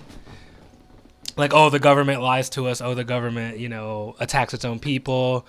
Taxes are too high. They want to take away our guns, blah, blah, blah. And, you know, instead of feeling bad, what I did to combat that was get a good job and make a bunch of money, you know, and that's an easy way to spread kind of my ideas and stuff like that. Because people listen to you when you have money. And they also listen to you when you have experience and can come from a place of knowing what the fuck you're talking about rather than talking out your ass. Yeah.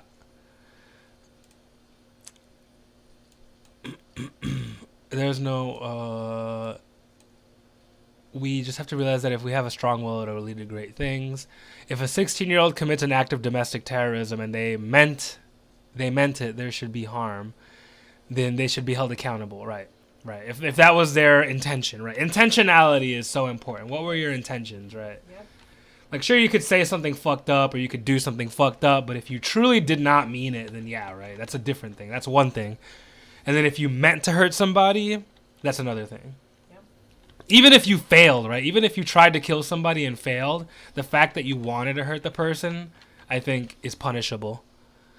Well, that's intent. Yeah, that's intent. Yeah. What your intent is important. Absolutely. Just like with Columbine, they planned to blow up and level the school cafeteria with two 20-pound propane bombs and then shoot survivors fleeing out of the building, but the bombs failed, right? So even if you fail, you should still be held accountable for your intent, 100%. Just like with Columbine, that's when they started shooting. They literally had 4 knives, 99 pipe bombs, 2 cafeteria bombs, and 2 car bombs, as well as a high-point carbine, pump action, and a Tech 9 and a sawed-off. 99 pipe bombs. Holy shit, dude. That's a lot. God damn. Shit. Teams like that, Dylan was still 17, should have been held accountable to the max had they not committed suicide, right? Yeah. There's truth to that. They probably would have been if that's probably why they killed themselves. Probably. But that's the thing, they didn't want to be accountable for their own actions, so they killed themselves. Which is honestly, in all intents and purposes, and I have been suicidal before, so I know this, it's taking the easy way out. Because you're taking a permanent solution to a temporary problem, and you're going to fuck up everybody in your life in the meantime. Yeah. It's a very selfish act. It is. Yep. Okay, so you want me to react to this video? Alright, what is this? Wait, hold on. Is this to do with the game? Or is I don't this think so. Different. Okay. And we need more men like Nikola Tesla who are gifted and contribute to humanity without the need to be recognized for it. Yeah. Yeah. The guy who made the polio vaccine, I'm pretty sure did it for free, actually, as well. So he didn't even charge people for it that much. Jeez. I sent you a video for Zeka to analyze. All right. Okay, bring it. 116. All right, we're going to 116. What is this fucking video, bro? What the fuck? Oh my god. What is this? That looks like cold blood. It's a serial killer? It looks like This isn't the video, this is a different one. It's a scarecrow killer? I like the design on this guy. I do too. It looks like the Crypt Keeper. After pulling the knife from Elsa's body, His voice acting is good. its Yeah. way back over to Eric. Eric tried to fight off his pain and get to his feet and flee, but the scarecrow was on him before he ever had a chance. Oh, fuck. Grasping his Damn. throat with a grip as strong as a vise, Harold held Eric in place and plunged the knife straight into his abdomen. Oh, no. His eyes widened from the unimaginable pain, a horror he had never. He's so dead. Scarecrow and had never been. Eric's face and up, stopping at his throat. Oh, no.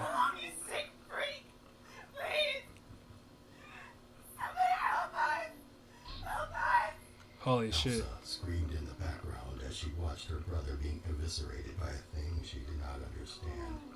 Eric's body slid down into Harold's arms, and the thing held him for a moment. Jeez. Harold then went to work again. Oh, no, he's gonna... gross. Yeah. Elsa, Holy shit, dude. screaming from a few feet away, she could hear the blade tearing. This is incredibly gory. Blood flowed down over the grass like water from a faucet. Elsa continued screaming in an agonized wail as she watched Harold cut through Ah! his throat, separating his head from his body. Whatever it was, scarecrow or not, it walked over to the large barrel of liquid and dropped Eric's head inside. Damn. The flesh from Eric's skull began to burn off the bone. Oh, that's fucked up, dude. The bottom. Harold then made it. Holy shit. All right, hold on. Let's watch the Discord video real quick. Hold on. Holy motherfucking. Yeah, it's some crazy shit, though. Back over to the body of Eric. Lifting it up onto one shoulder, Harold carried Eric's body over to the table where the two skeletons sat in their frozen display. Gosh, I mean, I love horror and all, but God, I don't think I was prepared for this. Eric up into one of the seats and slid his entrails, making sure there were some on each of the plates.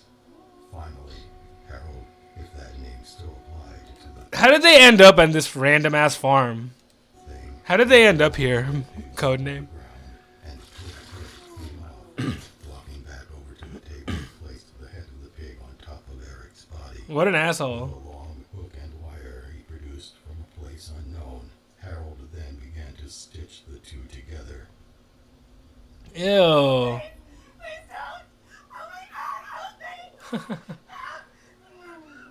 As Harold grabbed Elsa, she could feel the strength in his grip.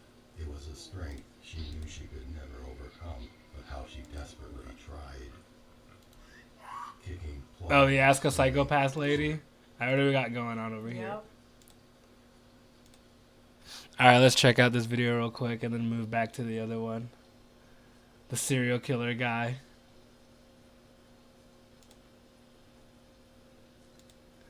Yeah, she's got a bunch of videos, this Would you lady. say you're a dangerous person?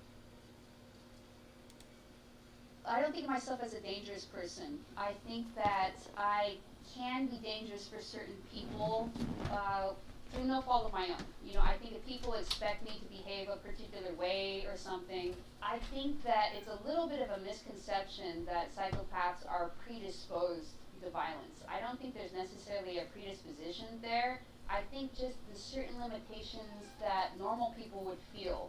You know, like they don't want to, guilt, shame or whatever. They don't want to disappoint the people around them. They're image conscious. They care what other people think about them. They're worried about the consequences. You know, if they're young, they're worried about, getting expelled, or they're worried about their parents finding out, or they're worried if they're older that they're going to go to jail. And I think if you just take all those away, then do normal people engage in violence too? Probably about the same rate. That psychopaths were, if you were able to take those all away. Because we do have these examples of, like normal people, if they get angry enough, or if for some reason they don't care enough, then they also do those things.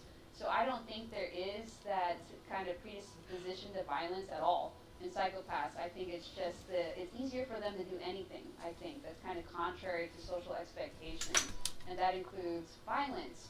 I think that one of the reasons why I have not engaged in violence probably as much as other people.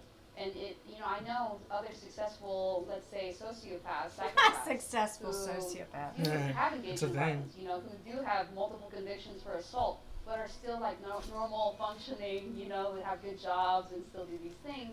But it's just, when push comes to shove or whatever, they were just raised in like a different culture. Like where I grew up, like kind of a little bit more hippie culture in California, violence is not really a thing that you would do.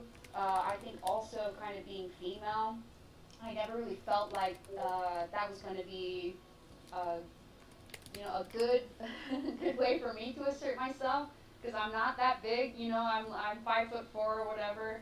That hasn't stopped some other female psychopaths I know. They're 5 foot or whatever, and like taking on dudes that are 6 foot, with a knife or whatever. If I were in a situation in which violence was called for whatever reason, then I would engage in violence probably. And I just got in kind of an altercation this way. It was like a political dispute. I didn't realize that the other person was getting angry, so I just kept talking, which was my mistake.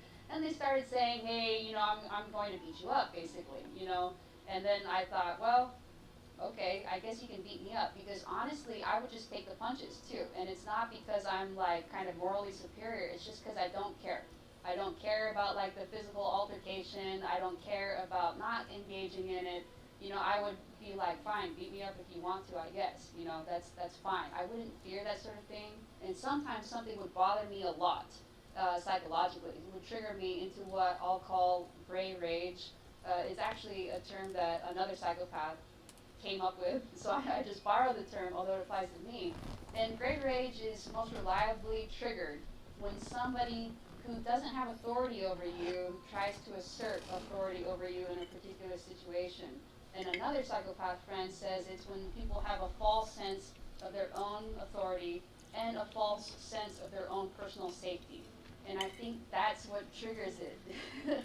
Then you think, I'm going to correct this person about their false sense of authority and safety and make them fear for their safety and make them realize they have no authority over me because I will take it to the nth degree, including violence, in order to kind of correct them of this misapprehension. So gray rage, it's a very cold, that's why it's called gray, not red, not even blue or whatever, just a gray rage in which it's almost as if, when you're gray raging, you feel very not yourself, very not kind of in control, almost like a fugue state, like this is just what's happening. And I have experienced that a couple times. Luckily, when I have gray rage, I have never been able to actually track down the intended victim in time to do anything. And even if I did track them down, what could I have done? I'm 5'4", I don't think I could have hurt them very badly. And I think it is something that you quickly snap out of within maybe, at least an hour. you know, and often like 5 to 10 minutes you kind of snap out of it. I don't know why that is a pretty common trait for psychopaths to feel, and I think that this is probably though why people do end up in prison. Especially it's pretty impulsive and it's pretty kind of, you're not thinking about any consequences. You're almost not, you don't even feel like you're making the decisions yourself. You just feel like you're kind of acting in this particular way, and you know, it's just like you're fulfilling an almost destiny. And it's a very unique experience. I probably experience it maybe once every, man, back when at my playground stage, maybe once every year, once every 2 years, and now it's been like, you know, 5 to 8 years since I have experienced it. So Cool. when did she drown the possum? Was that 5 years ago? I don't know. You went to the bathroom the last time she was on and talked about drowning the fucking possum in the swimming pool. Yeah. Yeah, it was struggling to get out, and she wouldn't let it out, and she drowned the fucker. Yeah.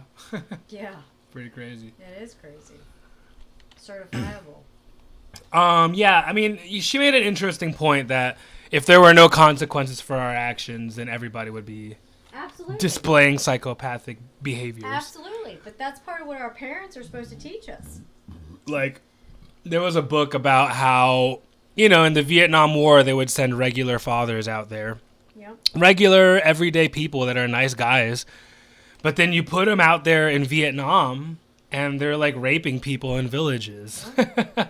So, yeah, I mean, you know, even the most normal person, if you put them in the right scenario, will do psychopathic shit. But that's different from an actual psychopath that does it regardless of the situation that they're in. Like, the difference is that she's like, oh, if there were no consequences, if you never went to jail or if nobody was going to beat you up, then you would do psychopathic shit. That's like her argument. And it's like, sure, that might be true. But at the same time, you can't remove that from the human experience. There are consequences to everything that you do. We're never going to exist in a place where there are no consequences for your actions. You're always going to have to, you know, have legal repercussions to whatever if you do something like that. So, I don't know. I guess that just shows how psychotic she is, that she can even envision a world with no Well, and she can rationalize laws. anything. Mm-hmm. I mean, yeah, she's definitely psychotic if she's, like, talking about this world that exists where you could get away with anything. Yep. Like, that's just not real life. That's never been the case ever in human history. I guess, you know, given a few examples, like if you're a king, you know, Yes. if you're a Nazi and you can do whatever you want in your concentration camp, you know, Yep. if you're a soldier in Vietnam, right, and you're winning the war. And the lengths to which you'll go to complete whatever it is you're trying to achieve, with or without repercussions. Yeah. So, I mean, she's right about that, but at the same time, there is no such world that exists where there's no consequences for your actions. There's always consequences. Absolutely. So that's the difference between a psychopath and, like, a regular person. Correct. A regular person, like, feels that intrinsically, viscerally, that, you know, there's consequences to what I do. Versus a psychopath who doesn't even fucking think about the consequences ever. Oh, wait, what was it? Hold on. Alright, what is this shit? What would you do if she was your patient? If she survived all this, she would need substantial trauma therapy and a lot of EMDR. Because this is not, and you can't see this, but this is not quote unquote normal. This is some fucked up shit. From whomever the scarecrow is and whomever concocted this video is psychologically fucked. No, what would you do if the other lady was your patient? Oh, I would refer her on because I don't want to treat fuckers like that. Because they're not treatable. It is not possible to treat them. They are not capable of insight or empathy or seeing the error of their ways and improving themselves. They're never going to get better. So I would refer them to probably a psychiatric facility like in North Carolina, probably Butner for the criminally insane. Mm-hmm. It's beyond the scope of what I want to deal with. Right, so she would refer her to a criminal institution. Correct. Some kind of criminal psychologist. Correct. And facility, because I believe that that person needs to be institutionalized. Mm-hmm. They're never going to get better, and they're going to manipulate everybody in their path to make them think that they have improved. Right, they'll pretend to improve when they haven't. Correct. Damn. It's scary because those people are actually walking around amongst us. And we just don't know it. There's a really good book called The Psychopath Next Door. And everybody's got somebody like that who lives next to them and they don't know it because you don't know that person well enough. It's very chilling. Interesting. So this is alright, so yeah, so the conclusion there is like, yeah, a person like that, you never can tell if they actually learned their lesson or not. Yep. So refer them to a criminally insane institution, because if they are lying, you want them in a safe environment where they can't hurt anybody. Correct. And you don't want them to ever come out. Mm-hmm. Because they're never going to get better. Mm-hmm. Right. Instead of improving themselves, they're just going to improve at lying. That's correct. Instead of improving themselves and trying to fix themselves, they're just going to get better at making you think that they're better. That's right. It's called manipulation and doing what sociopaths and psychopaths do best, which is lie, cajole, and convince you. And they're not capable. Interesting. Yeah, pretty crazy shit. It is. That was a wild-ass video. Okay, so that was about a killer killing killers. Okay. All right. So the patients were... not the patients. The victims were assholes as well. That's Interesting. right. Yeah, very graphic. I mean... Very much so. I like the... what do they use? Like The Sims? I like the animation that they use. Yeah, it's pretty good, actually. I think it's The Sims or something. I'm not really sure what they're using. What does there. that mean? It's a video game. Oh. Are they using video games to animate that video? I'm curious. But should we look it up? Well, I do have to start wrapping up here soon. Oh. It is almost work time. Okay. So I wanted to say thanks everybody for hanging out. I appreciate you guys coming through. Codename Matt. Thank you guys for hanging out today. Jupiter stopped by for a little bit. I appreciate you guys. And Funny was here. So thank you guys for chilling. I appreciate you guys being here. Excuse me. Moonraven used to Poser 3D software. Oh, okay. Yeah, I think I've heard of Moonraven, actually. Jeez, what the hell am I supposed to do? I don't know. You need to thank everybody. Yeah. The actor who played Lucas is the black guy of this chapter. Yeah, dude. I miss... Playing this game makes me want to play Fahrenheit again. That was a great game. Yes. I sent you a new person for Zeka to analyze. Oh god, is it Gorgeous George? Please no. Is it fucking Gorgeous George again? No, he's not new. He's old hat. Funniest crazy race moments. All right, what's going on here?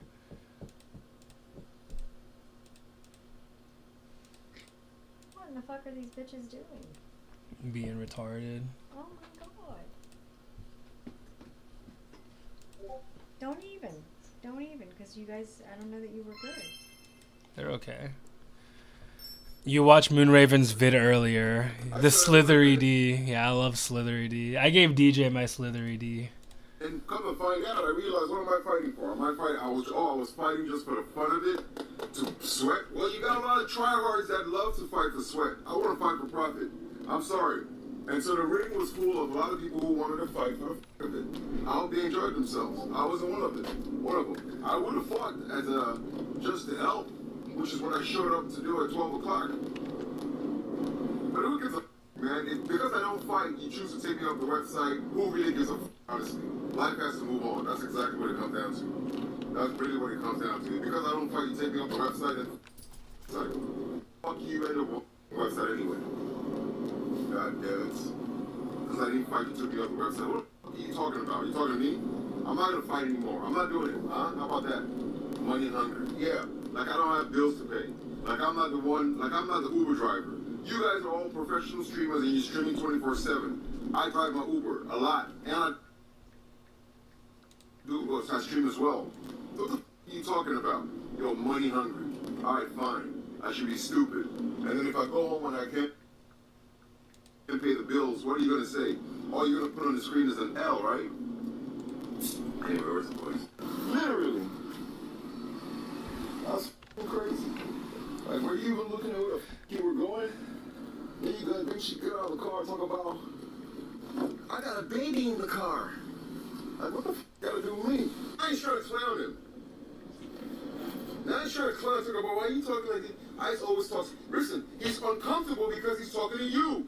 Because you are gonna you. Dude, what the fuck is he talking about? I don't know. I'm a little lost. I have no idea what the fuck he's talking about. He's just going off, dude. He's just ranting. The large, ferocious-looking creature. Oh God. Before the two boys could even move, the beast smashed in Ray's skull with a fierce blow. What the fuck? Killing him instantly. Why is this so violent? He screamed and ran for his life. The creature grabbed him and lifted him up off of the ground, flinging Dennis over his shoulders and dragging Ray's lifeless corpse behind him. The monstrosity disappeared back into the woods. Charlie simply stood on his rock and looked on, dumbfounded. Well, that's pretty fucked up. Very much so. Where are you finding this shit? Aaron Apocalypse. It's some guy's YouTube channel who makes these. Wow. Pretty fucking crazy, dude. Golly. Yeah, I'm not really sure who this guy is. I feel like showing off to the guy who was trying to help you. This guy did a 30-minute stream. You walked up to our table. What are you talking about? Thank you. I'm ready. You saw that. What's going on? What's going on? Bam, what's going on? Why are we recording you? Why would we record you? Like, who are you? Why would I record you? You walk up to my table telling me I'm recording you for what? Like, who are you? Why am I recording you? I'm not sitting here waiting for food. How can you think I'm recording you? Why don't you ask me what I'm doing? What the fuck is wrong with this guy? He's like, I'm not recording you. Meanwhile, all of this is on camera. What the fuck? That's a fucking liar. I'm not recording. I'm recording me. It's such a lack of empathy towards like your surroundings. Well, not only that, but a lack of honesty. Yeah, come on. You know what she meant. Like, you are recording her. Since they walked in, now I'm recording you. And record everything they've done since they walked in the store? That's very stupid of you to say, man. I'm very conceited.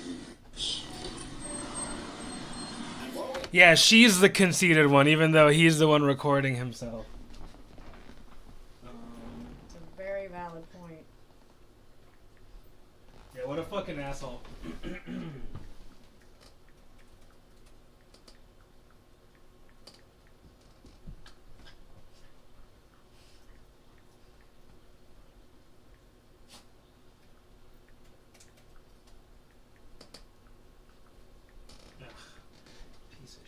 What's wrong?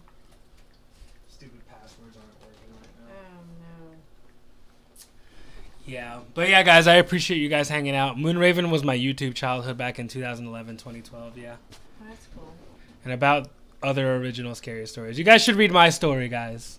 Yes, you should. It's on Discord. It's some good literature. It's scary. Kinda. It's more fantasy and action-y, but it has some horror to it.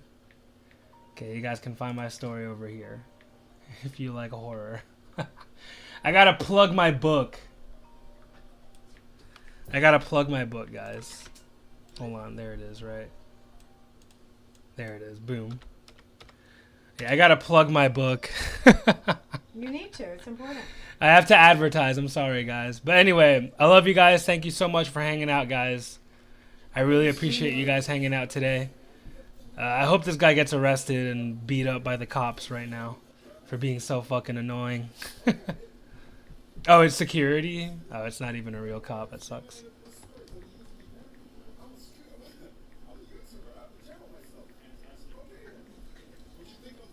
I'll give it a read. Hell yeah. Alrighty, y'all. I will see you guys later. Have a great rest of your day. I appreciate you guys. God bless you. And I will be back next Tuesday, 7 p.m. Eastern. Same time, same bat channel. Yep. Take care, Zeka. Hell yeah. Yeah, take care, Codename. Take care, Matt. Appreciate you guys. See you guys later. Thanks, love.